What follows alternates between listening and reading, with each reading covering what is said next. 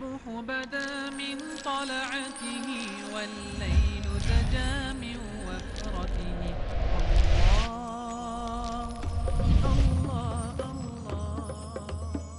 Muhammad, peace be upon his soul. The greatest of prophets, Islam was his only goal.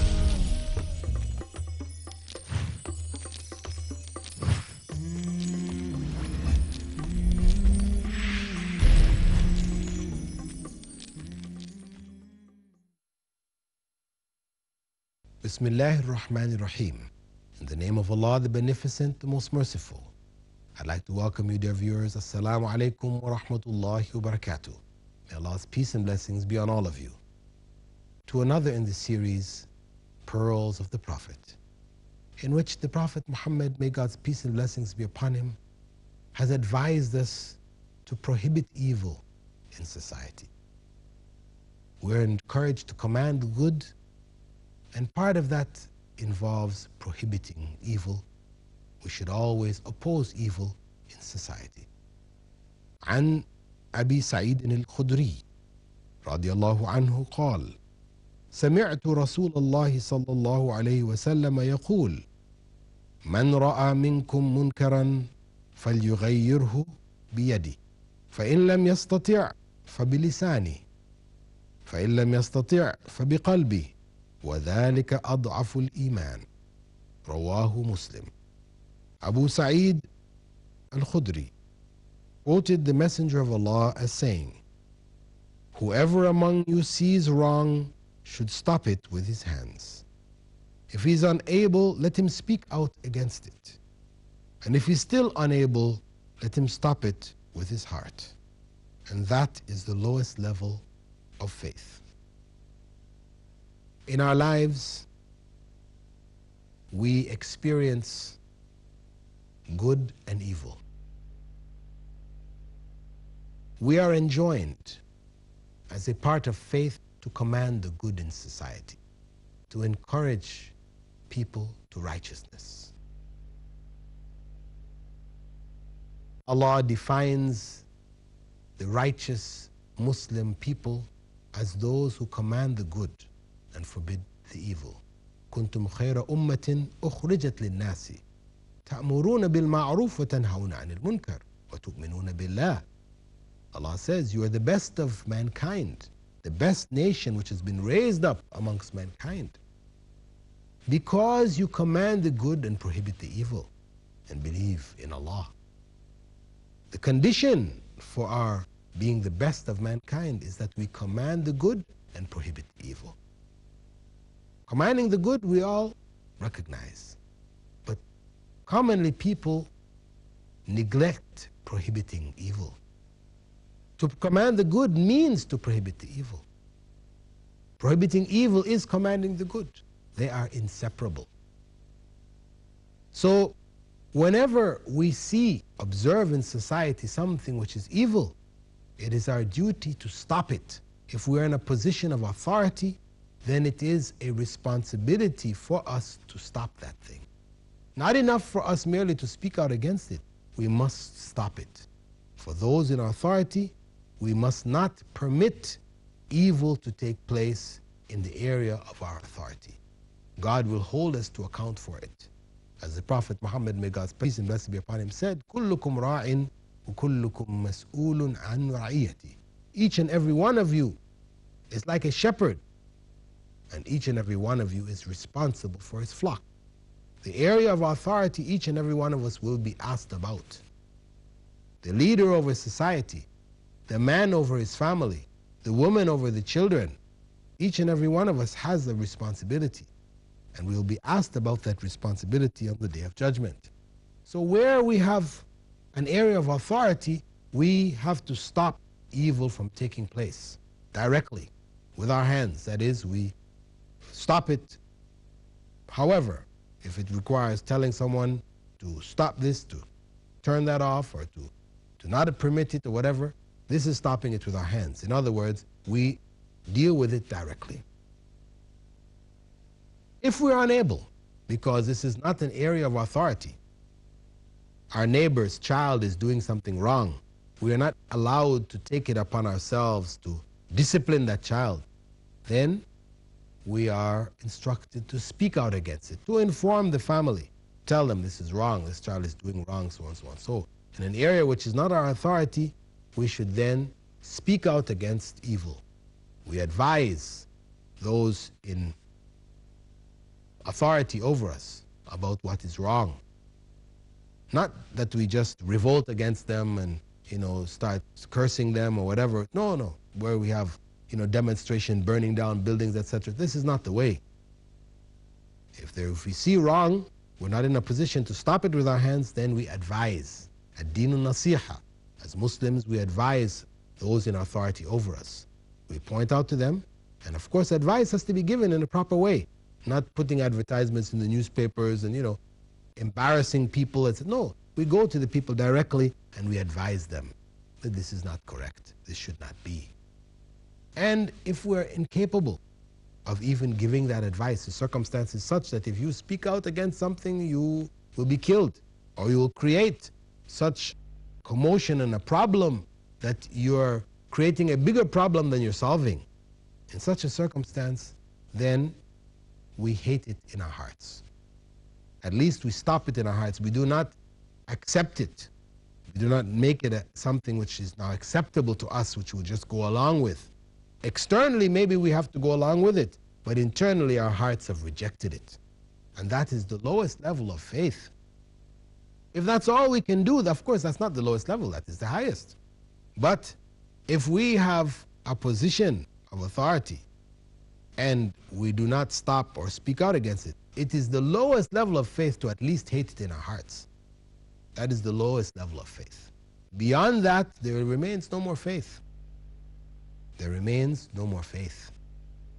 For a person in a circumstance where he cannot stop something with his hands, he cannot speak out against it, then the expression of his faith is to hate that thing in his heart, is to be opposed to it internally. And that state he must retain. That is the basis of a faith, that in our hearts we are opposed to evil.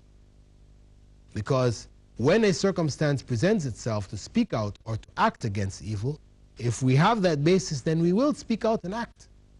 But if we don't have that foundation, then when the opportunity presents itself, we won't say anything. It will be more convenient for us not to say anything, because we don't want to rock the boat. We are in comfortable circumstance. To say something is going to create problems for us, there are repercussions, etc., etc. So we don't say anything.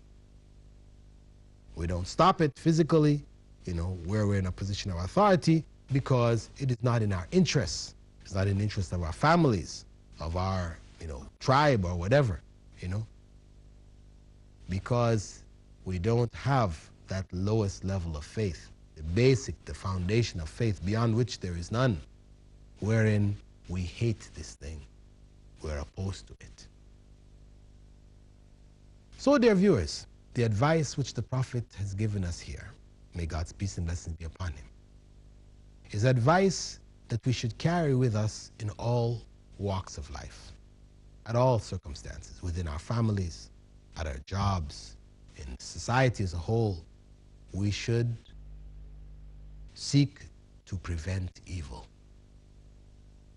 We should call to the good, encourage people to righteousness, but at the same time, we should prevent evil. This is essential, that each and every member of society feel this responsibility, that it's not left only up to the authorities, that it's only the police force or the military or whatever. These are the people who stop evil. No. It must be a duty of each and every citizen in the society to realize that duty, for evil to be really overcome in the society, for it to be minimized. But where it is left only to authorities, only to the police force, then the strength of evil is much greater. The struggle against evil is very weak. The prisons will be full. The crime and the rate of crime in society will be much greater, because the common citizens themselves are not opposing it. not opposing it openly. They may say, oh, it's not good, but who wants to get involved? So you have circumstances where, in London, in New York, in major cities in the West, where women may be raped in the streets and they're screaming. People will walk by and not be involved. They don't want to get involved. Beaten to death in the streets, in the subways, in the presence of people. But people not wanting to get involved allow these people to be harmed in such a way. This is a state of degradation. And the only way that this kind of circumstance can be avoided is if each and every citizen feels a responsibility to prevent evil in society. This is the basis of righteousness. This is the basis of Islamic society. This is what all of the principles of Islam calls us to. Preventing evil. Commanding the good, but preventing evil wherever we can.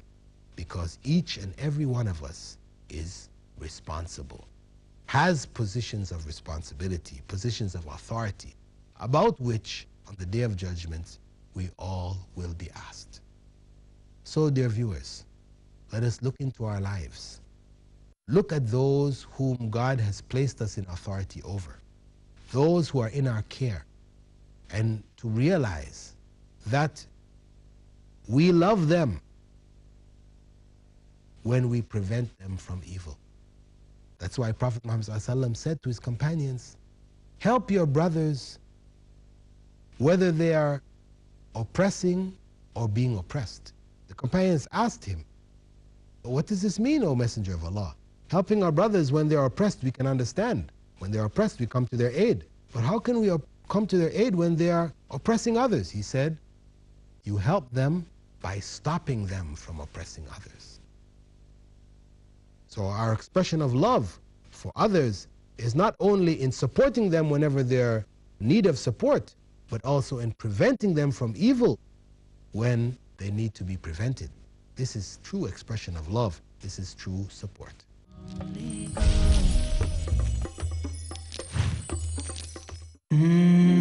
Is too much love and kindness a bad thing for my children? How do I build a happy home? What is discipline, and how much is too much? All the answers that you will need to be an amazing parent.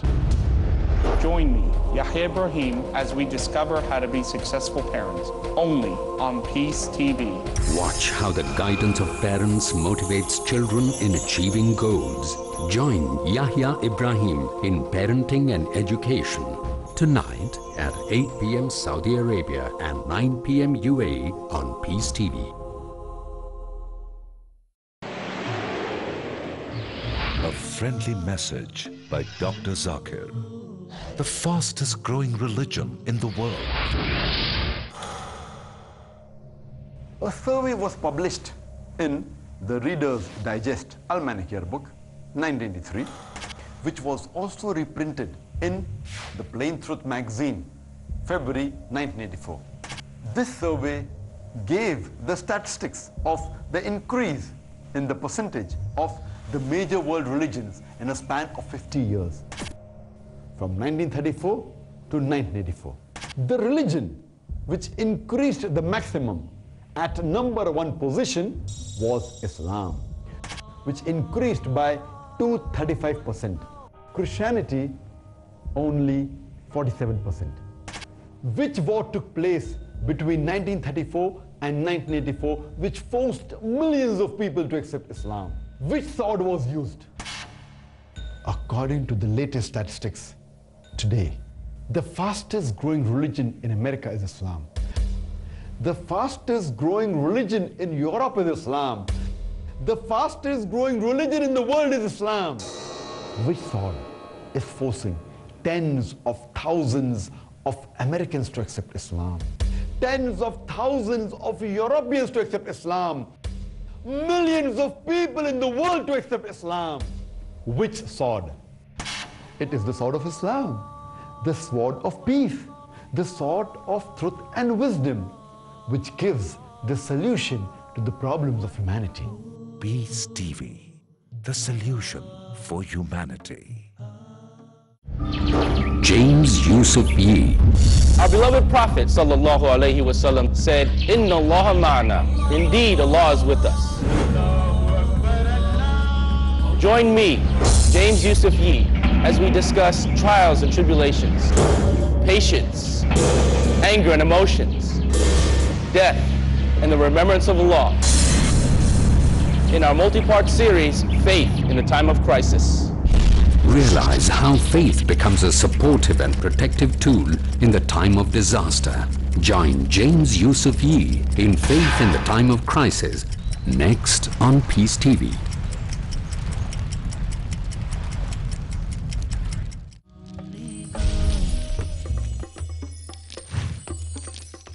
Bismillahir Rahmanir Rahim. In the name of Allah, the Beneficent, the Most Merciful. I'd like to welcome you to another in the series, Pearls of the Prophet, in which we'll be looking at different statements of Prophet Muhammad, may God's peace and blessings be upon him, and how they are particularly relevant to our lives. The first hadith is as follows. عن أبي هريرة عن النبي صلى الله عليه وسلم قال الله في عون العبد ما كان العبد في عون أخيه رواه Muslim. Abu Huraira recollected that the Prophet Muhammad, may God's peace and blessing be upon him, said, Allah will help his servant as long as the servant helps his brother. Collected by Muslim. Allah will help his servant. Every individual who chooses to submit his will to God, his or her will to God, becomes a servant of God. Allah has promised here, through his final messenger, that his help is dependent on the servant's help to his brother. There is nothing that Allah has to gain from us and what we do. We are the ones as human beings who need the help of God. This is something each and every one of us in our lives has no doubt about. We turn to God in our time of need. Though we should turn to him not only in our times of need, but also in the times when good things have come to us, to be thankful, and in the times when others have needs, etc.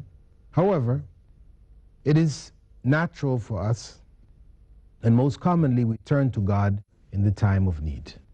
And we expect God to help us.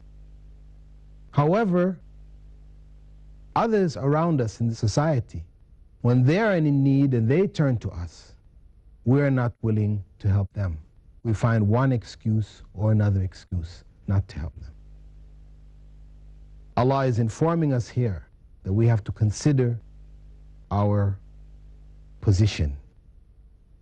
That if we seek to earn the help of God, we only deserve it when we have put our hands out to help other human beings. The term brother is used here. Some may understand this to mean that Allah will help us as long as we help our Muslim brothers and sisters. However, this is not what is intended here, meaning that if we were not to help non-Muslims, then it doesn't matter, Allah will still help us. No, this is not the case. When people are in need, genuine need, then we, as believers, have a duty to help them, regardless of what their faith is, their creed, whatever. Where there is oppression, where there is harm, then it is our duty to come to the aid of others. However, our primary duty, we have people in various situations. Our primary duty is to help our own brothers, those of the same faith. How can we abandon them and go to help others who are not of the faith? There is a question mark here. It's like a situation with a family. If there are people, your neighbors, they're in need, and your family is in need, for you to leave your family and go to help your neighbors is not really correct, because your first responsibility, your primary responsibility, is to help your own family. This is why we have that statement, a well-known saying, that charity begins at home. This is real. If a person is not charitable in their own homes, then we question that charity outside of the homes. And this is why also we have so much in Islam which encourages us to find out the situation of our fellow Muslims. We find, for example, in our daily prayers.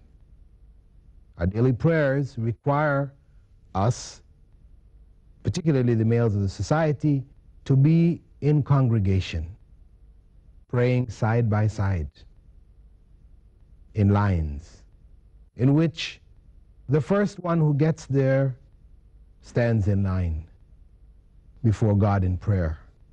There are no special places for anybody. So in any given mosque where people are praying, the rich and the poor will be side by side. This gives the believers an opportunity to know something of the situation of those around them. Because if we are secluded, those of us who God has blessed or favored with wealth, etc., we only exist in wealthy circles, then it's very easy to not have any kind of compassion or concern about others. So the prayer forces the believers, if they practice it, forces them to mix with all segments of the society in order for them to be aware. This is part of the purpose, to be aware of the situations of others in the society. So they would fulfill their responsibility with regards to their wealth and the needs of others. As Allah said in the Quran, describing the believers, in their wealth are rights for those who are needy, the beggars and the needy. This is a right. It is not a favor in that sense, that when one of us has wealth more than others, we give to others. This is not us doing others a personal favor. This is a right which they had on our wealth, which we are fulfilling. If we don't fulfill it, then we have put ourselves in a situation of sin. There's a curse here. So it's not an issue. This is why we shouldn't feel, as Allah speaks about the charity, it is better to just give a good word to somebody, to say a good word to them, than to give them charity and let them know what you have done for them. That is, you will remind them, I did this for you and I did that for you, and, you're obliged to me. That kind of charity is useless. Useless in the sense that it will not earn you any reward. The person may benefit from it, but there is no reward for you. For those of us who laud over others our charity, there is no reward for us. That lauding cancels the value of our charity. Better we just said to them a good word. So we should realize as believers that coming to the aid of others is fulfilling a responsibility, not doing a favor. Fulfilling a responsibility, because it is the destiny of God which has put us in that position to come to the aid of others. God destined this, and He destined it for a reason. To help us to grow spiritually. By being in that situation where others are in need, and we now are obliged to come to the aid of others, when we overcome our desires not to come to the aid of others, but to ignore the situation of others, to spend our time with ourselves, our immediate families or whatever, when we overcome that desire and come out of ourselves and help others, then we grow. So this is why God has destined for us certain situations in life where we're in a position to help others. If we grasp those situations, if we understand the bigger picture, then each and every one of those situations we are blessed for. As long as we have made the intention to help others for the sake of Allah, because we know this is their right, it is our duty, and we do it.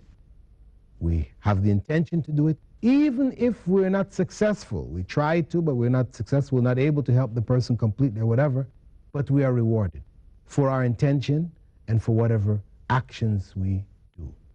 So, dear brothers and sisters, it's very important for us to reflect on this principle that if we want from God mercy, love, help, success, all these different things, then we have to be willing to do the same for others who are in need of our help or our mercy or our love. This is the real situation which each and every one of us has to grasp, because we find ourselves constantly in life in these circumstances. They are for our benefit, or they cannot be for our benefit. They can be a curse against us. Our wealth, our success, etc. All of these things can be curses if we do not use them for the sake of God, because it is only the destiny of God which has put us in the positions that we are. With that, dear viewers, I'd like to conclude reminding you, as Allah said, Allah will help His servant as long as the servant helps his brother. This is real. This is Islam to be practiced on a daily basis. And I hope that you will continue to follow these segments of the program, Pearls of the Prophet. I bid you now farewell. Wassalamu alaikum wa rahmatullahi wa barakatuh. الصبح بدا من طلعته والليل دجى من وفرته الله الله الله Muhammad, peace be upon his soul, the greatest of prophets.